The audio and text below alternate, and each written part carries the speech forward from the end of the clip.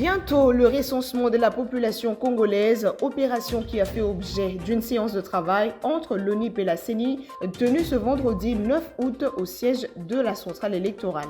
La marche des militants de l'Alliance pour le changement de Jean-Marc Kabound a été tourmentée, l'on compte 50 arrestations. Les manifestants ont été dispersés au niveau du viaduc de Matete. Et puis 17 condamnés à mort, une cinquantaine d'acquittés et une condamnation à 2 ans de prison. C'est le jugement du tribunal de grande instance de Kinshasa dit ce vendredi sur le procès en procédure de flagrance des membres de la Force du Progrès.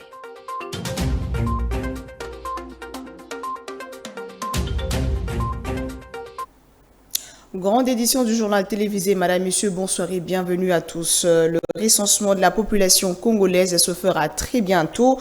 La question a été débattue entre la Commission électorale nationale indépendante et l'Office national de l'identification de la population. Les deux institutions se sont donc accordées à mettre en pratique le protocole d'accord signé en 2023. C'était au cours d'une séance de travail tenue ce vendredi 9 août au siège de la centrale électorale à Gombe. Reportage Patrick Issot.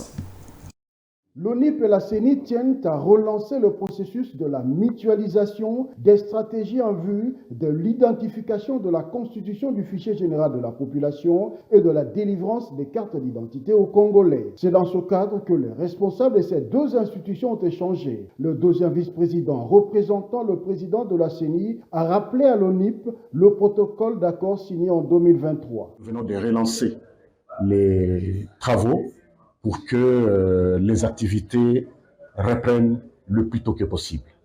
La CENI est prête à accompagner l'ONIP dans cette activité. Vous savez que c'est une activité tellement sensible et importante pour le peuple congolais, pour l'État, pour que nous puissions détenir enfin d'un fichier général de la population. Donc la CENI va donner à l'ONIP toute l'expertise possible, c'est-à-dire son personnel qui est formé, le matériel, la logistique, toutes nos compétences pour que nous puissions encadrer, accompagner l'ONIP à pouvoir exécuter cette activité de très grande importance pour notre pays. Le directeur général de l'ONIP a pour sa part salué l'expertise de la centrale électorale. Pour l'ONIP, venir vers la CENI, c'est venir vers l'expertise dans laquelle l'État a déjà investi. Vous savez, nous avons trouvé beaucoup d'experts, nous avons trouvé tout le matériel qu'il nous faut. Il y a beaucoup de choses qui vont nous permettre d'accélérer ces opérations et on est heureux, l'ONIP est heureux de trouver une CENI prête à nous accompagner.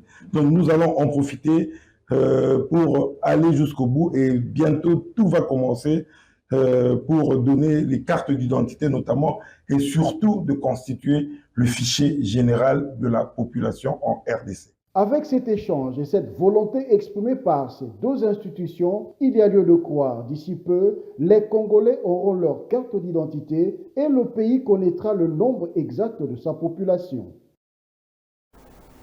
Tout à fait autre chose. Initialement prévue pour ce vendredi 9 août, la campagne électorale pour les candidats à l'élection du bureau définitif du Sénat est reportée à une date ultérieure. Raison évoquée, le problème d'ordre sécuritaire et logistique. De ce fait, l'élection des membres du bureau définitif de la Chambre haute du Parlement de la République démocratique du Congo prévue le samedi 10 août est aussi de ce fait reportée. Les détails du nouveau calendrier réaménagé seront communiqués dans les prochaines heures. Et puis le gouvernement de la République démocratique du Congo annonce un contrôle pour contraindre les spéculations sur les fonds congolais faites par certains opérateurs économiques. Le comité économique note tout de même une stabilité relative du taux de change depuis le mois de juillet. Cela fait suite aux mesures économiques prises par le gouvernement. C'était donc le jeudi 8 août à la primature. Regardez. Une stabilité relative du taux de change se note depuis le mois de juillet suite aux mesures nécessaires prises par le gouvernement, a fait savoir Daniel Moukoko Samba. Le gouvernement, à travers le ministère des Finances, le ministère du Budget et la Banque centrale, Madame la gouverneure est à nos côtés, ces deux pôles ont pris toutes les mesures nécessaires pour stabiliser la valeur du franc congolais. Vous avez certainement noté que sur le marché de change, le taux de change n'a pas varié dans des proportions très importantes.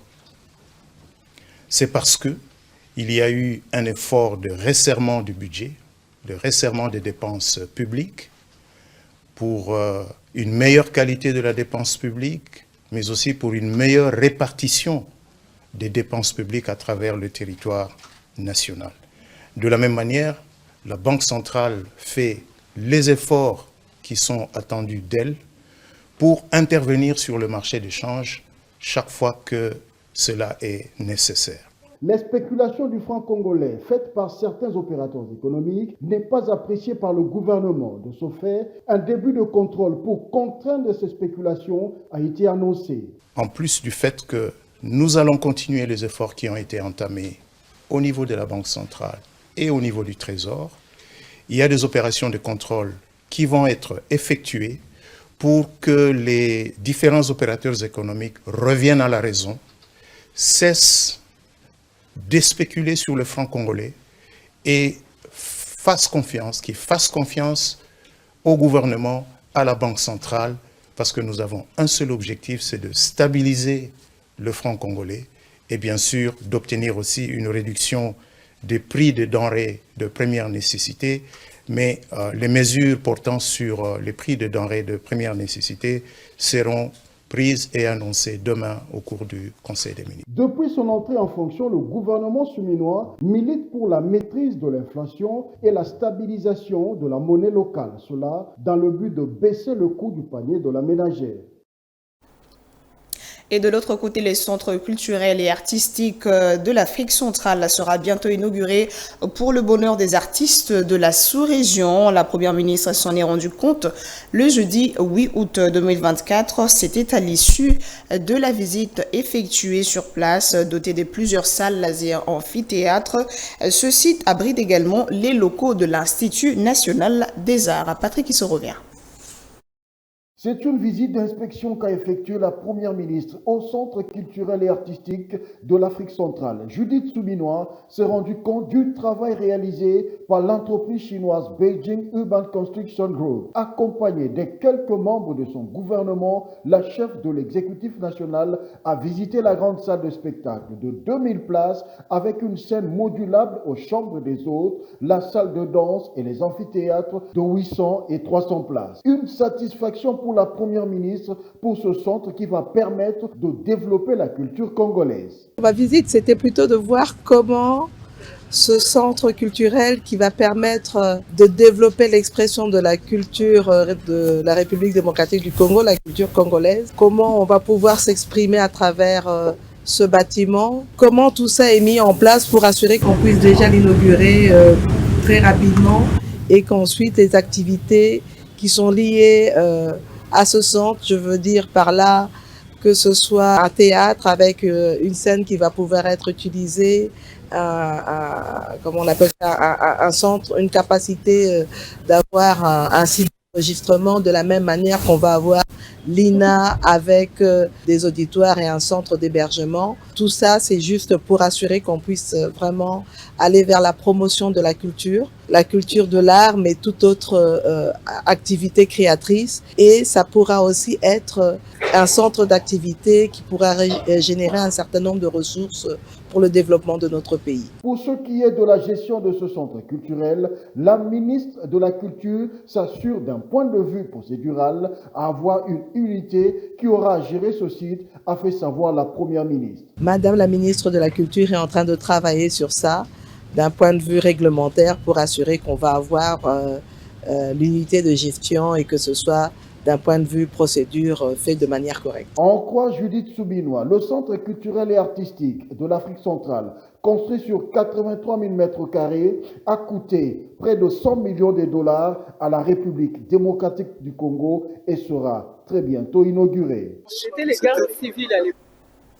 Et puis l'Institut national des arts se réjouit de l'acquisition d'une nouvelle infrastructure pour abriter ses locaux. Son directeur général a exprimé cette joie à l'issue de la visite effectuée par la première ministre sur place le jeudi 8 août. L'INA a souligné par son directeur général que son directeur général fera tout son possible pour ressusciter la culture congolaise. Regardez.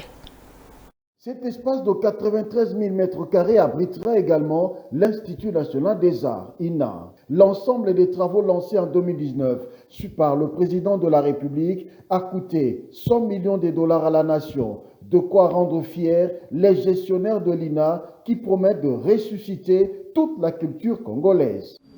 Vraiment, c'est une grande fierté pour toute la communauté de l'INA et pour nous-mêmes. Il y a un grand établissement d'enseignement supérieur et universitaire, l'INA, qui va former les grands techniciens artistes. Et nous sommes déterminés de ressusciter toute la culture et tous les arts du Congo.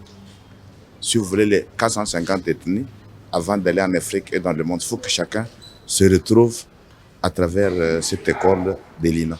Les besoins de cet espace seront gérés conjointement, a fait savoir le directeur général de l'INA. La maintenance et l'environnement se feront de manière commune. Il n'y aura pas une maintenance et un environnement du centre et de l'INA. Nous devons gérer nos déchets et tous nos problèmes ensemble. Des connexions Internet, des problèmes d'électricité, des problèmes de l'eau. Il n'y a pas moyen de vivre isolé parce que nous sommes un bloc. Mais au moins ici, c'est l'université. Et là-bas, c'est un établissement public qui est le centre culturel. Je crois qu'on a besoin de soutien de tout le monde. Et du sommet jusqu'en bas. Quand vous allez en Belgique où j'ai étudié, toutes les écoles artistiques s'appellent, par exemple, en Namur, Institut Royal de musique et de pédagogie. Vous allez à Anvers, Conservatoire Royal de musique d'Anvers. Donc, il faut un soutien de la haute autorité pour que la culture puisse se rayonner. L'INA, qui autrefois déguerpit pour la construction du Stade des Martyrs, retrouve aujourd'hui un site approprié pour jouer pleinement son rôle de formation des artistes. Et puis l'ambassadeur de la Suède en RDC quitte Kinshasa après 5 ans de mission diplomatique. Une soirée d'au revoir a été organisée à son honneur, occasion pour le ministre de la Communication et des Médias d'exprimer sa gratitude à Henrik Brasmant. C'était dans la soirée du jeudi à l'ambassade de la Suède à Kinshasa. Reportage. Le ministre de la Communication et Médias était bien présent à cette cérémonie d'au revoir en l'honneur de l'ambassadeur de Suède en RDC. Arrivé à Kinshasa en septembre 2019, Henrik Brasmant a conquis les cœurs des Congolais au point où Patrick Mouyaya a prononcé des mots très encourageants à son égard. C'est toujours difficile les au revoir parce que Henrik a été extraordinaire, pas seulement comme ambassadeur, mais aussi nous avons tissé des liens d'amitié. Nous pratiquons les mêmes sports et donc régulièrement nous avons l'occasion de nous voir et régulièrement nous nous sommes arrêtés ici pour participer à des talks, à des sessions, pour parler des démocraties. La dernière fois nous avons parlé de la place de la femme et aujourd'hui nous venons pour lui dire au revoir. Le ministre de la Communication et Médias, qui a remercié l'ambassadeur de Suède pour toute son œuvre accomplie en RDC, lui a souhaité un avenir radieux. Ça ne peut être qu'un moment où nous réalisons l'importance qu'on avait de l'avoir, mais aussi c'est un diplomate, donc il va de soi qu'après certaines années, il doit aller ailleurs. Nous lui avons dit merci pour ça et souhaiter plein succès pour la suite. Et nous espérons que les équipes de l'ambassade de Suède pourront continuer dans l'élan des efforts qu'on a commencés, parce que la Suède est partenaire dans plusieurs structures qui appuient plusieurs réformes qui se font dans les secteurs de médias, mais aussi dans des questions de démocratie et de droits humains. Je pense que ce dialogue va continuer. Il faut dire qu'Henrik Brasmant était proche des Congolais. Il avait initié les sessions de musique appelées Extra, où il partageait sa connaissance avec plusieurs musiciens congolais. La présence du musicien suédo-congolais Toussaint et de la chanteuse Céline Banza pour agrémenter la soirée en est bien l'illustration. Et puis on parle de l'agression de la RDC par le Rwanda. Les forces de défense de Rwanda et leurs supplétifs du M23 ne respectent pas le cessez-le-feu convenu à Luanda. C'est ce que dénonce la ministre d'État, ministre des Affaires étrangères, Thérèse Kai Kwamba plutôt. C'était lors de son discours en face des diplomates accrédités en République démocratique du Congo. La chef de la diplomatie congolaise a également évoqué de la dénonciation par le gouvernement des attaques de brouillage de systèmes GPS et usurpation d'identité qui affectent l'espace aérien de la province du Nord Kivu. Je vous propose de suivre Thérèse Kayikwamba. Regardez. Nous saluons ces avancées importantes dans le cadre du processus de Luanda, ainsi que la mobilisation continue de toute la communauté internationale en faveur d'une résolution durable du conflit. Cependant, nous avons aussi l'obligation de porter à votre connaissance des faits graves et dangereux, à savoir que malgré le cessez-le-feu, sur le terrain, les RDF et leurs supplétifs se sont une fois encore illustrés par leur violation de la trêve humanitaire et du cessez-le-feu de l'eau, notamment par l'occupation de 3 localités dans le territoire de Rutshuru, à savoir Nyamilima, Ishasha et Nyakokoma. Aussi, le 29 juillet, le gouvernement de la République démocratique du Congo a dénoncé à travers un communiqué de presse des attaques de brouillage des systèmes GPS et d'usurpation d'identité qui affectent l'espace aérien de la province du Nord Kivu, autour en particulier des villes de Goma, Beni, Butembo, Kibumba et Kanyabayonga. Le gouvernement congolais a saisi l'Organisation de l'aviation civile internationale ainsi que la Commission africaine de l'aviation civile à ce sujet. Le gouvernement de la République démocratique du Congo se voit dans l'obligation de vous informer, car mieux vaut prévenir des drames qui pourraient subvenir et causer la mort tragique de milliers de passagers civils des compagnies aériennes internationales et nationales qui desservent cette partie de la République démocratique du Congo, suite aux risques et dangers d'éventuels crashs d'avion. Ces actes de trop doivent être condamnés par tous. Ils compromettent gravement la sécurité du transport aérien civil, posant un risque significatif pour tous les vols, y compris les compagnies aériennes commerciales. De plus, le gouvernement congolais se doit d'aviser la communauté internationale que ces actes mettent aussi en danger les missions humanitaires essentielles menées pour soutenir les populations locales victimes de la guerre d'agression rwandaise. Le gouvernement de la République démocratique du Congo condamne fermement cet énième acte d'agression et en violation de la Convention de l'aviation civile internationale. Et puis le gouverneur de la province du Tanganyika, Christian Kitungwa, a dévoilé dans la soirée du jeudi 8 août 2024 son équipe gouvernementale composée de 10 membres dont 8 hommes et 2 femmes. Ce gouvernement provincial sera investi à la prochaine séance plénière de l'Assemblée provinciale. On en parle avec Affarmi Vita. La publication de ce gouvernement est intervenue quelques heures après la fin des consultations populaires que le gouverneur Christian Kitungwa avait initiées avec toutes les forces vives du Tanganyika afin de dégager une équipe capable de répondre aux préoccupations de la population. Voici donc comment se présente cette équipe. Ministre des Finances, Travail, Fonction publique, Madame Faïda Isabelle. Ministre de l'Intérieur, Messieurs Kassongo Johnson. Ministre du Budget et Plan, Messieurs Simplice Mateka. Ministre de l'Économie, Petites et Moyennes Entreprises, Messieurs David Kitobo. Ministre des Infrastructures, Messieurs Tweet Kilolo Bertin. Ministre de Mines et Énergie, Messieurs Frédéric Moussampo. Ministre de l'Agriculture, Pêche, Élevage et Développement Rural, Messieurs Raphaël Mpumbwe. Ministre de l'Environnement, Communication et porte-parole du gouvernement, Messieurs Joseph Barnabé. Ministre de la Santé, Affaires sociales et humanitaires, Monsieur Malumbi Mouya. Et enfin, Ministre du Genre, Famille et Enfants, Sport et Culture, Madame Kassilembo Marie-Rose. Le suspense sur le membre de l'équipe gouvernementale étant levé, la prochaine étape reste l'adoption du programme de l'exécutif provincial au cours d'une séance plénière. Je l'avais annoncé au sommaire, plus de 50 arrestations ont été signalées ce vendredi 9 août 2024 lors de la marche des militants de l'Alliance pour le changement, parti cher à Jean-Marc Kabound, prévue de la place quartier Angili à la 11e rue, limitée au siège du parti. Cette marche a été dispersée au niveau du viaduc Matete par les éléments de la police nationale congolaise. Affarmi Vita revient. C'est exactement sur les viaducs Matete que les éléments de la police nationale congolaise sont intervenus pour disperser les militants de l'Alliance pour le changement qui marchaient pour exiger la libération de leur autorité morale en prison depuis 2 ans. Après affrontement entre les deux parties, le bilan de l'événement fait 50 arrestations et plusieurs blessés, chose que fustige Maître Fall Mamba au cadre de ce parti politique. Il y a eu l'adhésion populaire du peuple congolais. Et notre itinéraire devait prendre quartier 1 jusqu'au niveau de la 11e rue. Nous allions commencer notre marche, arriver vers le pont Matete. Nous nous sommes retrouvés envahis par la police, entourés ou aidés par la force du progrès de l'UDPS. Vous pouvez que constater les dégâts à l'issue de notre marche pacifique. Il y a eu plus de 50 arrestations.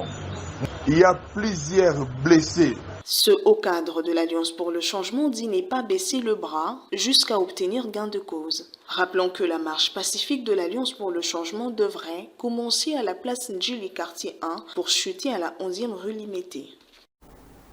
On parle justice à présent, procès en procédure de flagrance de membres de la force du progrès devant le tribunal de grande instance de Kinshasa-Gombe. Le jugement est tombé ce vendredi 9 août. 17 condamnés à mort reconnus coupables d'association des malfaiteurs, tentative de meurtre, des vols qualifiés et d'utilisation des enfants en toutes sortes de criminalités. Le bâtonnier Laurent Kalengui condamné à 2 ans de prison pour destruction méchante et une cinquantaine d'acquittés. Le ministère public et les condamnés vont aller en appel contre cette décision. Des dommages et intérêts ont été alloués aux parties civiles. Ils se situent entre 20 et 30 000 $ américains. Et puis 5 morts et plusieurs blessés, bilan provisoire d'un accident de circulation ce vendredi à Goma au niveau de rond-point Signes. Une Jeep de la garde républicaine a tamponné plusieurs personnes dont 5 décès sur le champ. Un témoin de l'événement nous fait le récit. Alors comme vous pouvez le constater, ce sont des motards qui sont en train d'avancer petit à petit. C'est à cause de cet accident qui vient de se passer maintenant au niveau du rond-point Signers qu'il y a cette grande mobilisation. On signale que c'est une Jeep des militaires qui a fini sa course dans une moto. Il y avait des personnes autour qui ont été aussi victimes. C'est ce qu'on nous témoigne. Comme vous pouvez regarder là-bas, il y a une personne qu'on est en train d'amener. Comme vous pouvez les remarquer, voilà. Voilà, il y a des blessés qu'on amène. Très bien. Alors, donc, il y a une personne là-bas qui... Tout à fait autre chose, la protection des droits des peuples autochtones en situation d'isolement volontaire et de contact initial. C'est la thématique sur laquelle se concentre cette année la Journée internationale des peuples autochtones célébrée chaque 9 août. Cette journée vise à faire valoir les droits de ces meilleurs défenseurs des forêts qui pourtant sont abandonnés à leur triste sort. Suivez. Environ 200 groupes de peuples autochtones vivent actuellement dans un isolement et n'ont aucun contact avec le monde extérieur. Ils vivent dans des forêts reculées, riches en ressources naturelles en Bolivie, au Brésil, en Colombie, en Équateur, en Inde, en Indonésie, en RDC et tant d'autres pays. Ils choisissent de vivre détachés du reste du monde et leur mode de modalité leur permet de s'adonner à la cueillette et à la chasse, préservant ainsi leur culture et leur langue. Ces peuples dépendent étroitement de leur environnement écologique. Malgré leur droit à l'autonomie consacré par la Déclaration des Nations Unies sur les droits des peuples autochtones, ces derniers en situation d'isolement volontaire ou de contact initial sont confrontés à des défis uniques, souvent ignorés par le monde environnant. Pour ces peuples autochtones, l'exposition à des maladies constitue l'une des menaces les plus graves liées aux contacts extérieurs. En raison de leur isolement, ils ne disposent pas de défense immunologique nécessaire pour lutter contre des maladies relativement courantes. D'où cet appel à la protection des droits des peuples autochtones, car lorsque leurs droits collectifs sur les terres et les territoires sont protégés, les forêts prospèrent, tout comme leur société. Non seulement leur survie est cruciale pour la protection de notre planète, mais elle l'est aussi pour la protection de la diversité culturelle et linguistique. En sport, ancien président de la Confédération africaine de football, le CAF, le Camerounais Issa Hayatou s'est éteint le jeudi 8 août 2024 à Paris, en France, avec un bilan largement positif au sein du football africain où il a passé plus de 30 ans. Issa Hayatou était jusqu'à sa mort reconnu comme président d'honneur de la CAF. Son portrait vous est ici dressé par Affermi Vita.